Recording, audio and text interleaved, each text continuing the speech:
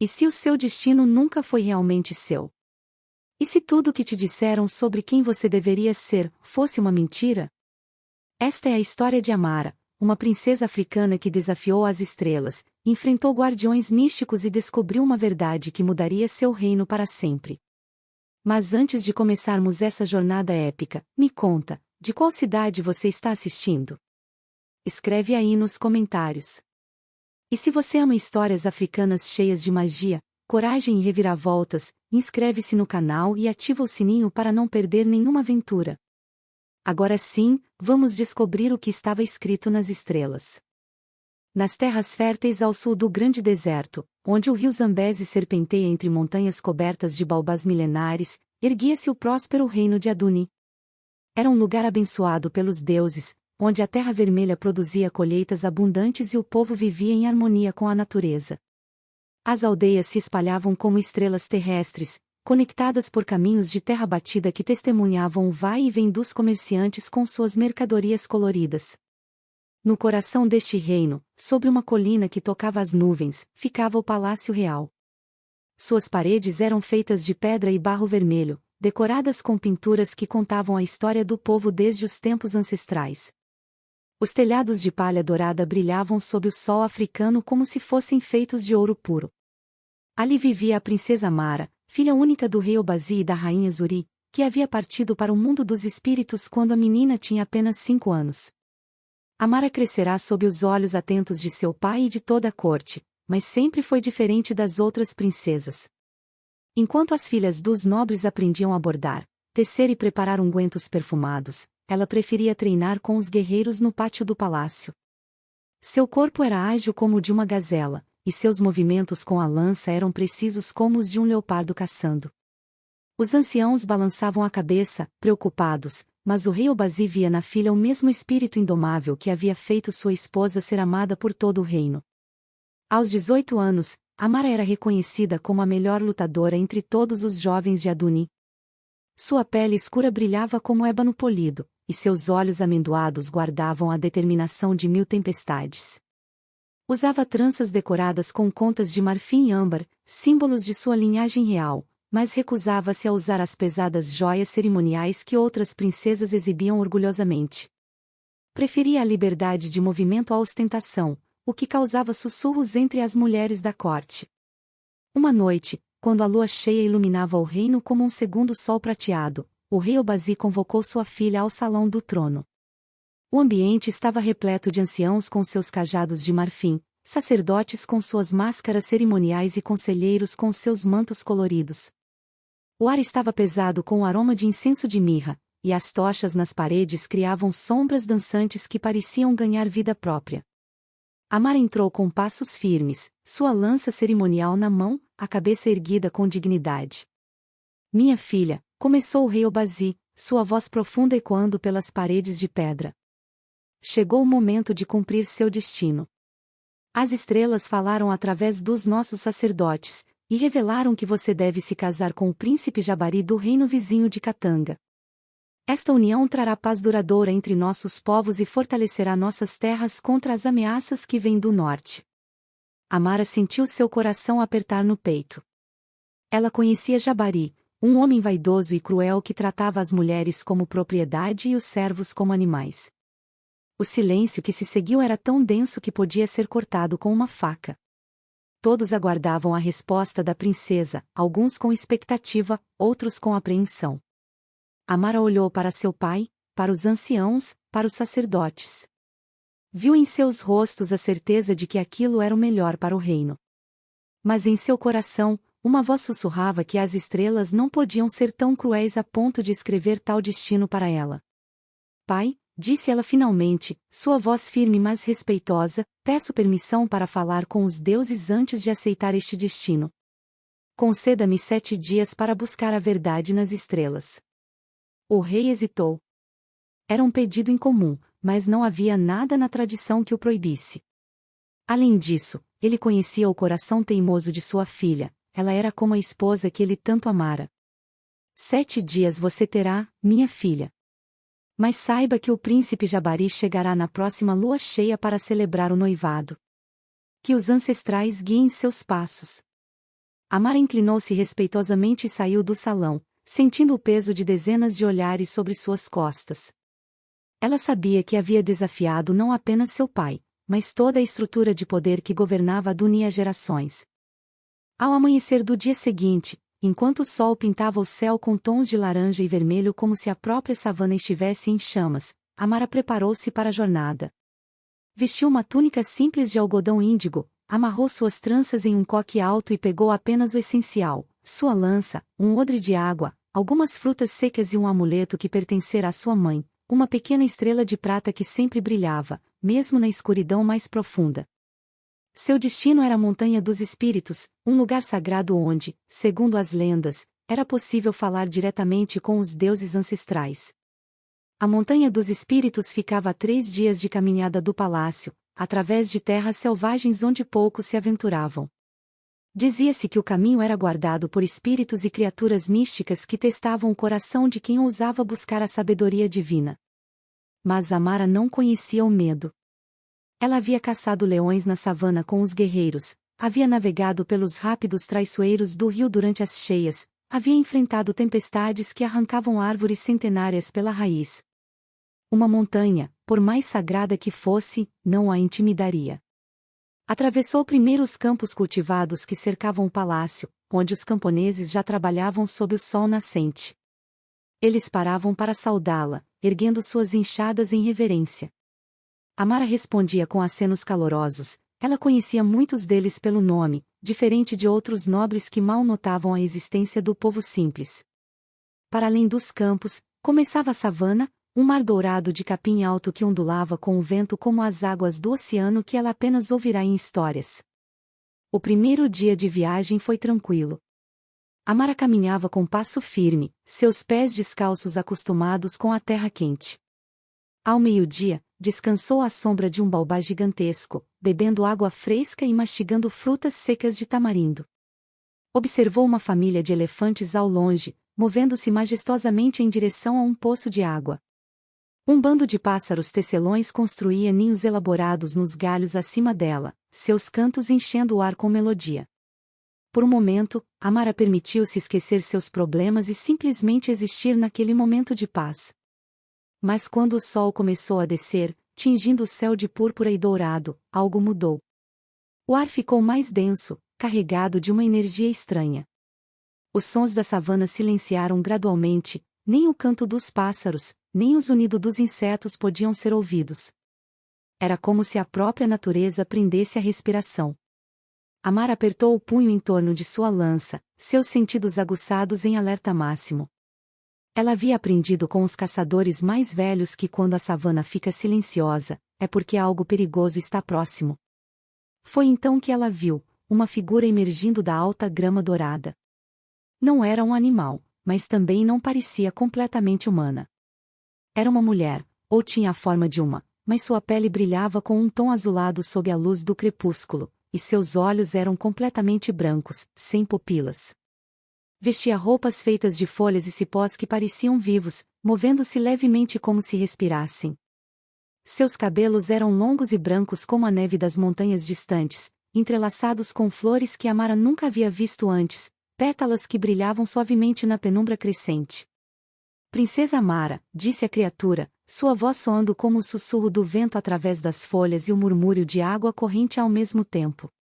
Eu sou Asha, guardiã do primeiro portal. Você busca desafiar o destino escrito nas estrelas, mas sabe qual é o preço de tal ousadia? Amara manteve-se firme, embora seu coração batesse acelerado no peito. Busco apenas a verdade, respondeu ela com voz clara. Se meu destino está realmente escrito nas estrelas, então desejo ler essas palavras com meus próprios olhos. Asha sorriu, e seu sorriso era ao mesmo tempo belo e aterrorizante, como a face de uma tempestade. Coragem você tem, filha de Obazi. Mas coragem sem sabedoria é como uma lança sem ponta, inútil. Para prosseguir, você deve responder meu enigma. Se acertar, poderá seguir seu caminho. Se errar, voltará para seu palácio e aceitará o casamento com Jabari sem questionar. A guardiã ergueu sua mão, e 3 pedras apareceram flutuando no ar diante de Amara, uma vermelha como o fogo, uma azul como o rio, uma dourada como o sol. Escolha a pedra que representa seu coração verdadeiro, instruiu Asha. A vermelha é a paixão que queima tudo em seu caminho, sem considerar as consequências.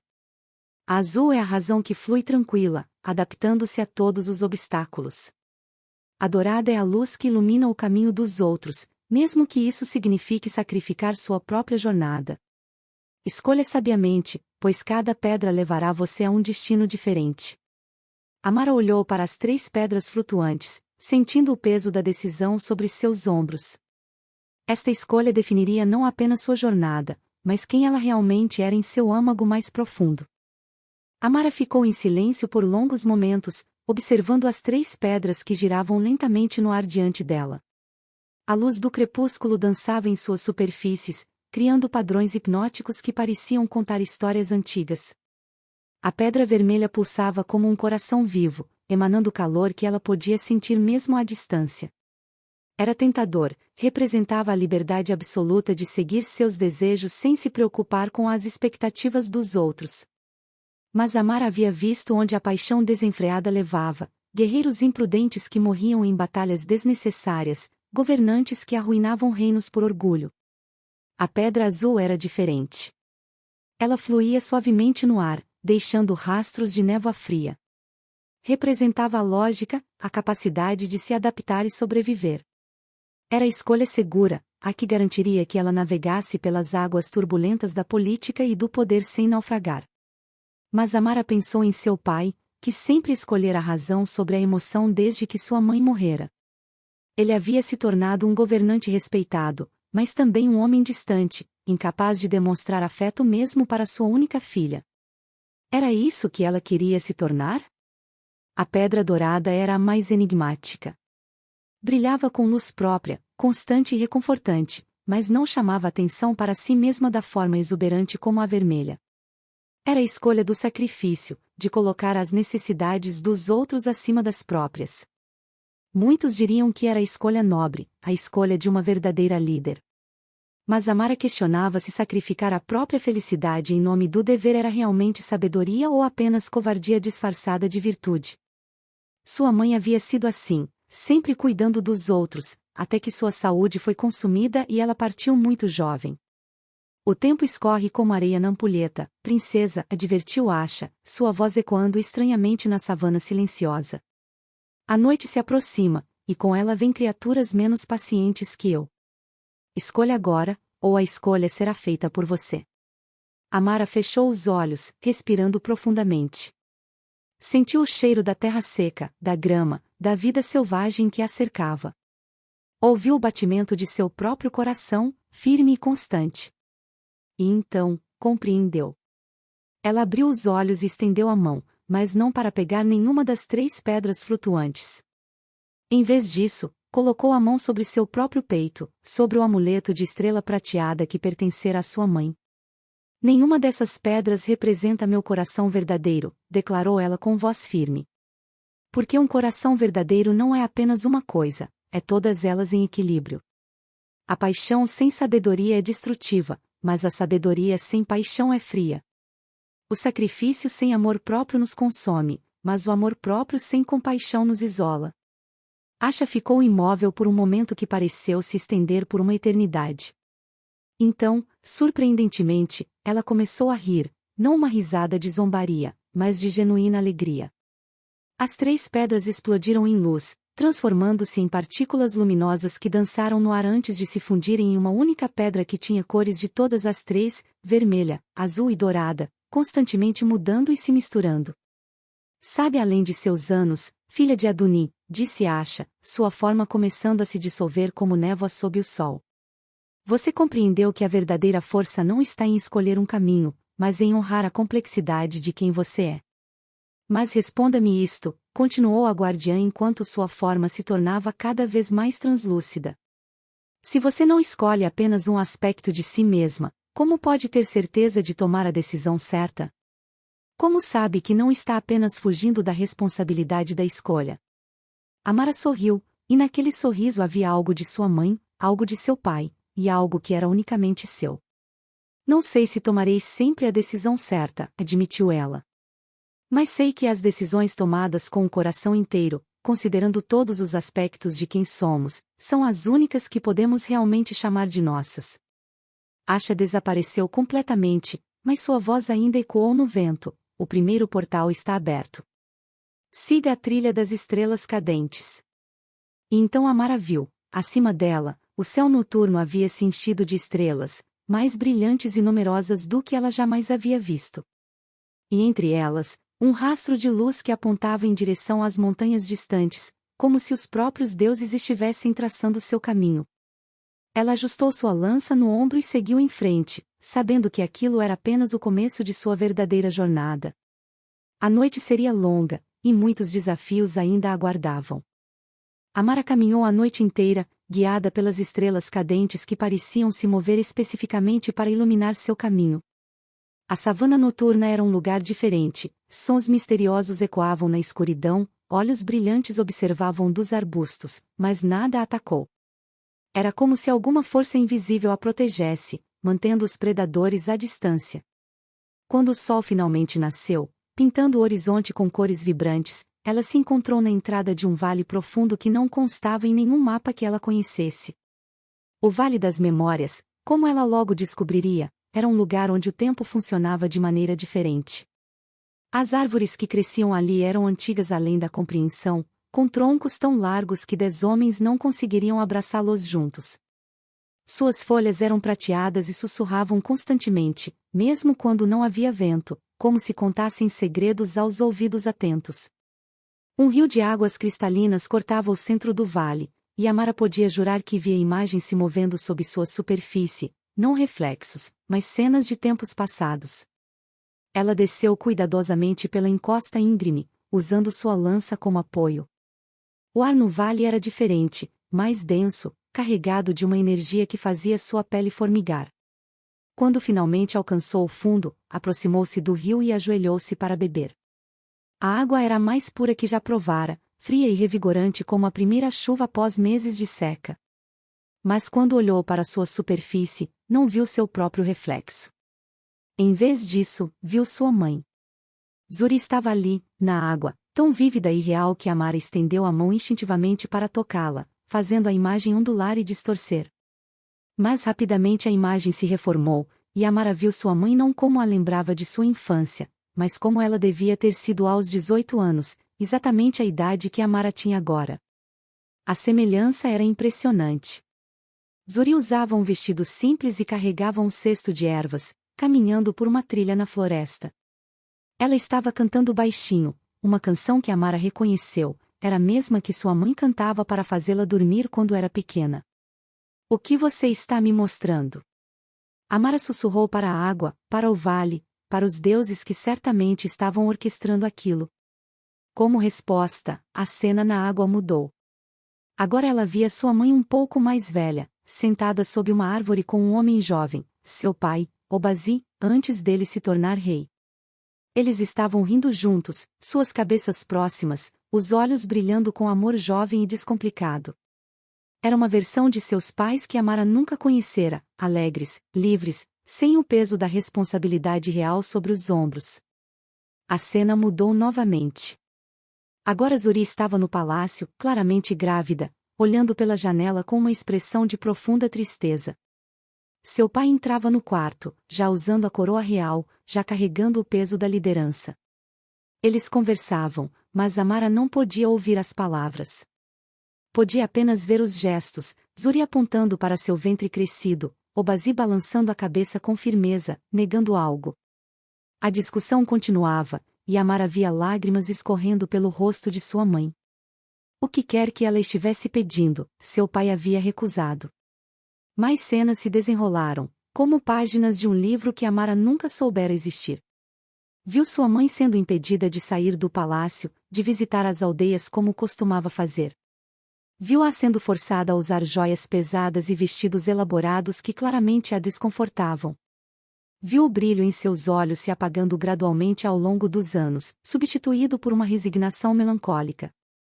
E finalmente, viu sua mãe doente, deitada na cama real, sussurrando algo para a pequena Amara de 5 anos que estava aos prantos ao seu lado. A menina na visão não podia ter compreendido as palavras então, mas Amara adulta agora podia ler os lábios de sua mãe. Seja livre, minha filha. Não deixe que eles apaguem sua luz como apagaram a minha. As lágrimas corriam livremente pelo rosto de Amara agora. Ela nunca havia compreendido verdadeiramente o que sua mãe havia sacrificado, nunca havia questionado por que uma mulher tão vibrante nas histórias antigas havia se tornado tão quieta e frágil nos anos finais. Agora ela entendia, sua mãe havia desistido de si mesma, peça por peça, para se encaixar no molde do que se esperava de uma rainha. E isso a havia matado, tão certamente quanto qualquer doença. A água do rio se acalmou, e finalmente Amara viu seu próprio reflexo olhando de volta para ela, mas com os olhos de sua mãe, carregando a mesma advertência. Entende agora? Uma voz profunda ecoou pelo vale. Amara se virou rapidamente, sua lança em posição defensiva, mas não viu ninguém. Não tema, princesa. Eu sou Kofi, o guardião do segundo portal. Sou apenas uma voz, um eco do tempo. Amara relaxou ligeiramente, mas manteve-se alerta. O que você quer de mim? Perguntou ela. Apenas que você compreenda o peso de suas escolhas, respondeu a voz. Sua mãe escolheu o sacrifício. Seu pai escolheu o dever. E você, Amara? Quando chegar o momento, o que você escolherá? Repetirá os erros do passado ou forjará um novo caminho? Amara limpou as lágrimas de seu rosto e levantou-se com determinação renovada.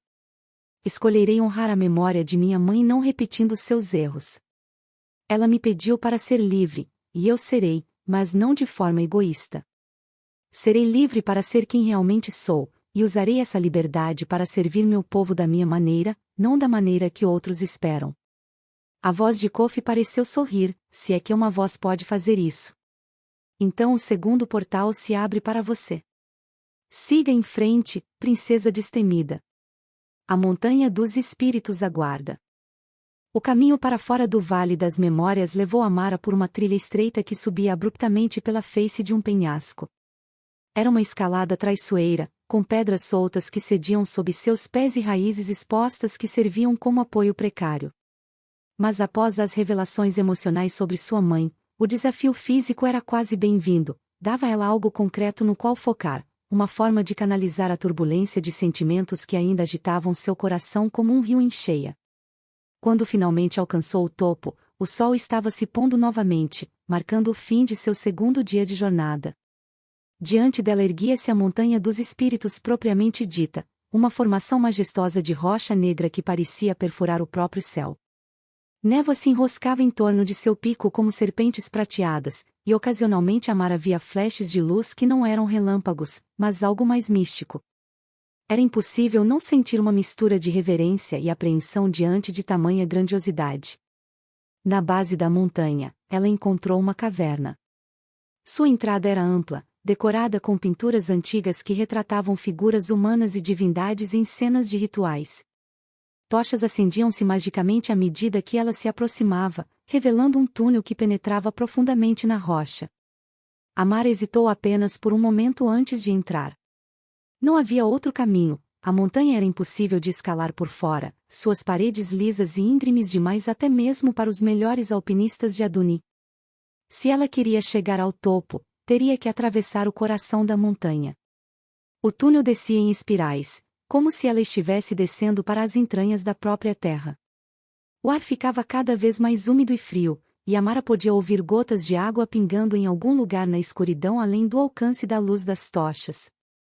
Ocasionalmente, ela passava por câmaras laterais onde via coisas que a faziam questionar seus próprios olhos, esqueletos de criaturas que não deveriam existir, cristais que brilhavam com luz própria, inscrições em idiomas que nem mesmo os mais antigos escribas de Aduni saberiam traduzir.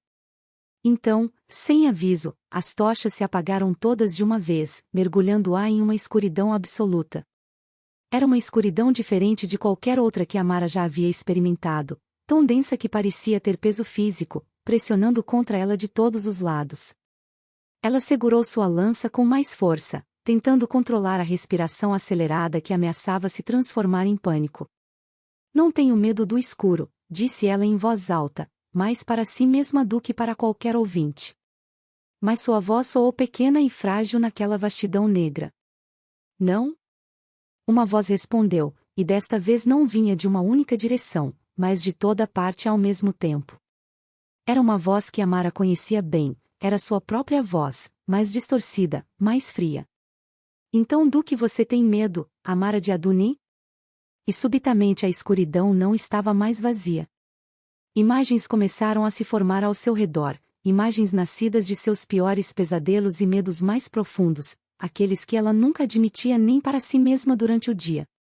Ela viu seu pai, o rei Obazi, virando as costas para ela com nojo estampado no rosto. Você não é digna de ser minha filha, dizia a visão. Você envergonhou nossa linhagem, traiu seu povo por egoísmo. Amara quis gritar que não era verdade, mas as palavras ficaram presas em sua garganta. A visão mudou, e agora ela estava de volta ao palácio, mas era um palácio em ruínas.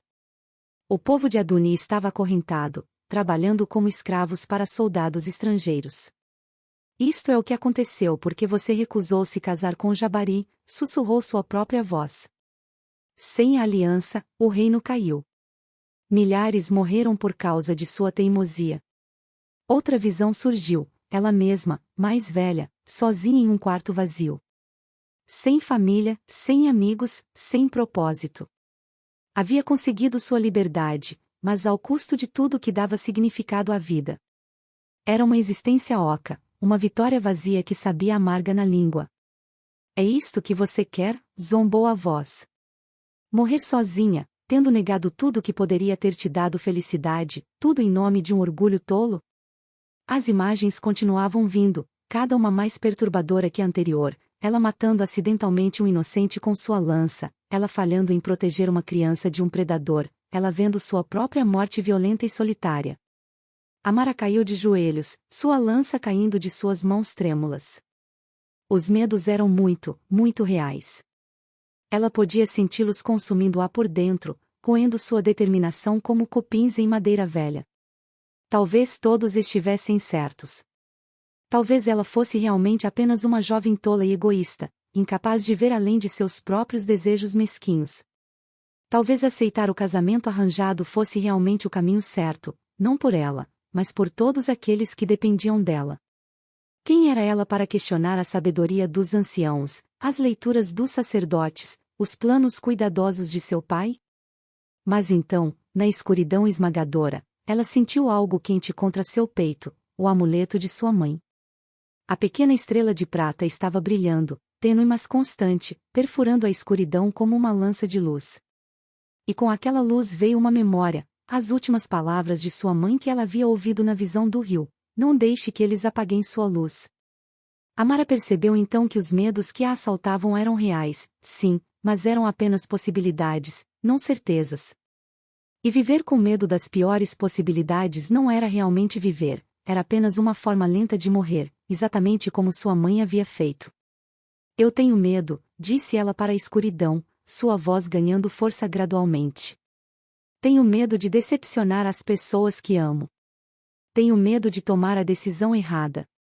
Tenho medo de acabar sozinha. Tenho medo de ser egoísta. Ela se levantou, pegando sua lança novamente. Mas ter medo não significa ser covarde. Significa ser humana. E não vou deixar meus medos me paralisarem ou ditarem minhas escolhas. Vou reconhecê-los, respeitá-los, mas não vou me curvar a eles. A luz do amuleto de sua mãe cresceu, expandindo-se até empurrar toda a escuridão para longe. O terceiro portal se abre, ecoou uma voz que não era mais sua própria voz distorcida, mas algo mais gentil, quase maternal. As tochas na caverna se reacenderam, e Amara viu que o túnel agora subia em vez de descer, levando-a finalmente em direção ao pico da montanha. A subida final foi longa e exaustiva.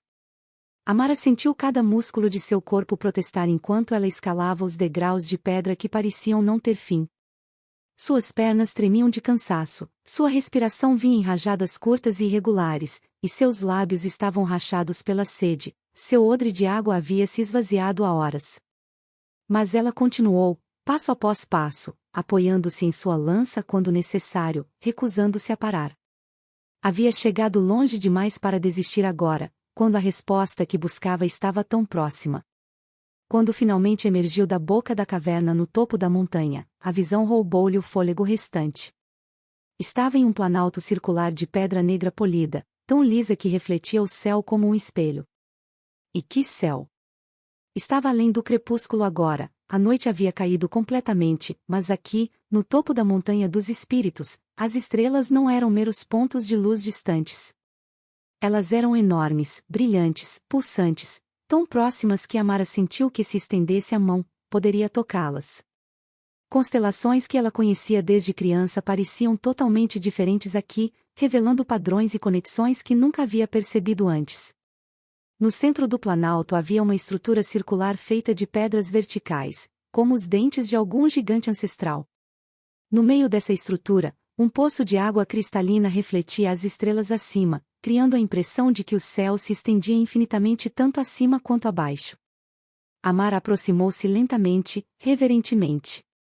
Podia sentir o poder daquele lugar em cada fibra de seu ser. Este era verdadeiramente um local onde o mundo mortal e o mundo espiritual se tocavam, onde os véus entre as realidades eram finos como teias de aranha.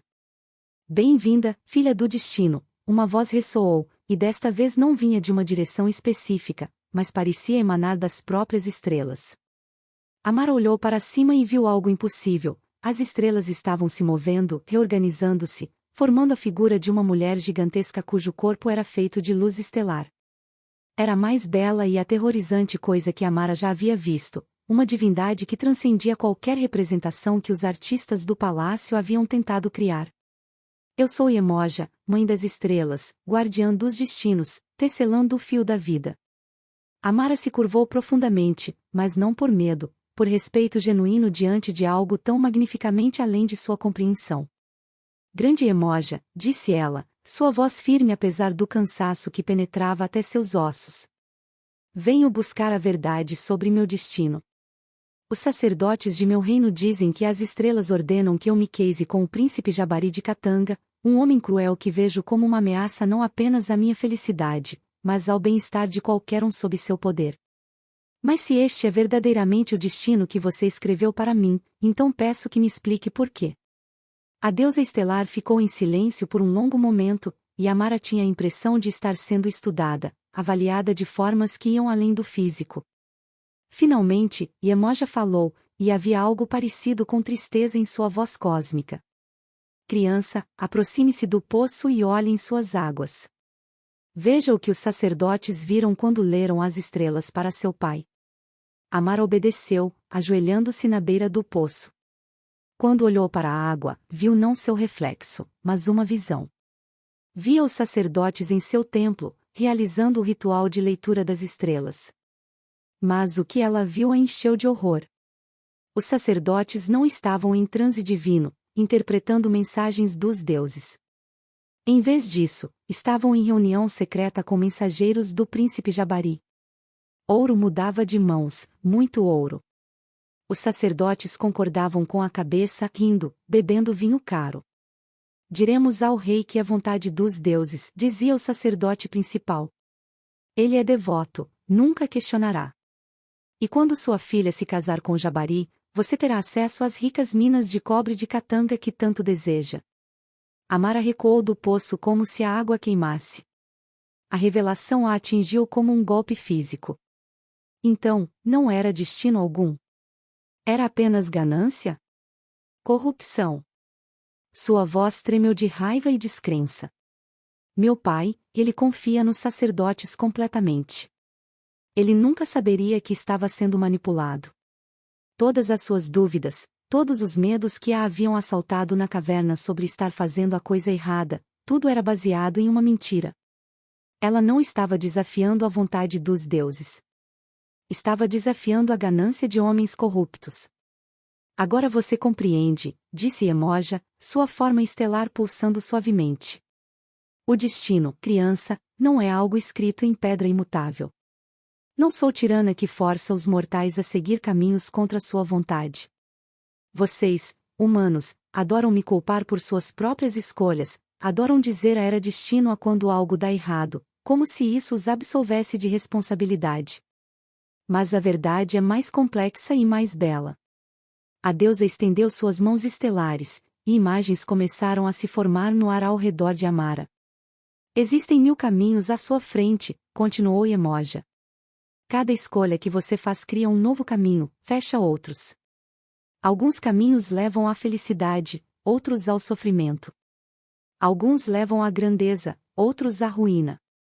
Eu vejo todos eles, todas as possibilidades, mas não escolho por você. O que escrevo nas estrelas não são ordens, mas padrões, tendências, probabilidades, advertências. Cabe a vocês, mortais, decidirem qual caminho seguir.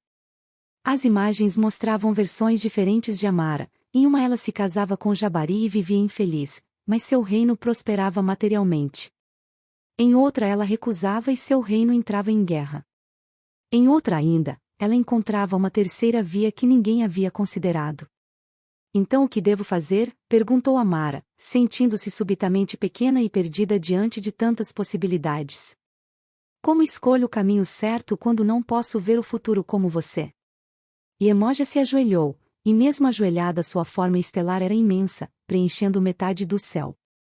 Você escolhe com o coração que honrou ao passar pelos portais, criança. Você escolhe lembrando-se das lições de sua jornada, equilíbrio, memória e coragem. Você escolhe sabendo que não existe caminho perfeito, apenas o caminho que você pode caminhar com integridade. A deusa tocou a testa de Amara com um dedo de luz estelar, e conhecimento inundou a mente da princesa. Ela viu não o futuro exato, mas compreensões sobre as forças em jogo em seu reino e além. Viu a ambição de Jabari, que não queria apenas uma esposa, mas uma entrada para conquistar Aduni. Viu a fraqueza crescente nas defesas do norte, onde invasores estrangeiros testavam as fronteiras. Viu também seu próprio potencial, não como rainha consorte, mas como líder por direito próprio, se tivesse coragem de reivindicar esse papel. Sua mãe me pediu algo antes de morrer, disse Iemoja suavemente. Ela me pediu que velasse por você, que garantisse que você não tivesse o mesmo destino que ela, uma vida sufocada por expectativas que não eram suas. Mas eu não posso viver sua vida por você, Amara.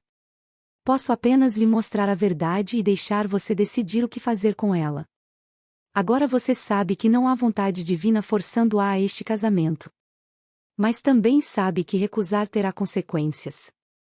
A escolha, como sempre foi, é sua. Amara respirou fundo, sentindo o peso da responsabilidade, mas também, pela primeira vez em dias, uma clareza cristalina. Então escolho enfrentar as consequências de ser quem sou, em vez de viver a mentira de ser quem esperam que eu seja. Voltarei para Aduni, revelarei a corrupção dos sacerdotes, e encontrarei outro caminho para proteger meu povo, um caminho que não exija que eu sacrifique minha alma. Ela se levantou, e apesar da exaustão, havia poder em sua postura. Agradeço pela verdade, grande Iemoja. Mas agora devo descer desta montanha e enfrentar meu próprio destino, não o destino que outros escreveram para mim, mas o que eu mesma escreverei. A deusa sorriu, e era como ver 1000 estrelas dançarem em alegria. Então vá, princesa destemida. Sua jornada está apenas começando, mas agora você caminha com os olhos abertos. E lembre-se, as estrelas não são seu destino. São apenas testemunhas da história que você escolhe viver. Iemoja começou a se desfazer, as estrelas retornando às suas posições normais no céu. Mas antes de desaparecer completamente, ela sussurrou uma última coisa, e quando tudo parecer perdido, olhe para o amuleto de sua mãe. Ela deixou algo mais do que memórias dentro dele. Amara tocou o amuleto de estrela prateada em seu peito, sentindo-o pulsar calorosamente sob seus dedos. Havia mistérios ainda a desvendar, desafios ainda a enfrentar. Mas pela primeira vez desde que essa jornada começou, ela se sentia verdadeiramente pronta. O caminho de volta seria tão desafiador quanto a subida, mas agora ela descia armada com algo mais poderoso que qualquer lança, a verdade. E com essa verdade, ela transformaria não apenas seu próprio destino, mas potencialmente o de todo o reino de Aduni.